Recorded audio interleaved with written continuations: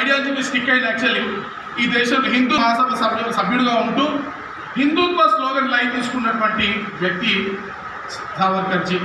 ఒకవైపు మీరు చాలామందికి తెలుసు, నాకు తెలియదు, కానీ ఆయన ఒక ఫ్లాగ్ డిజైన్ చేసిండు. ఒక ఫ్లాగ్ డిజైన్ చేసినప్పుడు కేవలం హిందుత్వానికి సంబంధించిన ఫ్లాగ్ డిజైన్ చేయాలి. ఆయన చేసినటువంటి అంటే ఫ్రీడమ్ మూమెంట్కి సంబంధించి ఆయన డిజైన్ చేసిన ఫ్లాగ్లో ముస్లింలకు సంబంధించినటువంటి చంద్రుడి సింబల్ కానివ్వండి, హిందువులకు సంబంధించి క్రిస్టియన్కి సంబంధించి అందరి భావాలను ఏకీకృతం చేస్తూ ఆయన ఒక ఫ్లాగ్ డిజైన్ చేయడం జరిగింది. తదుపరి కార్యాచరణలో కూడా ఆయన ముస్లిం లీగ్తో కలిసి భారత స్వాతంత్రోద్యమంలో పనిచేయడం కూడా జరిగింది.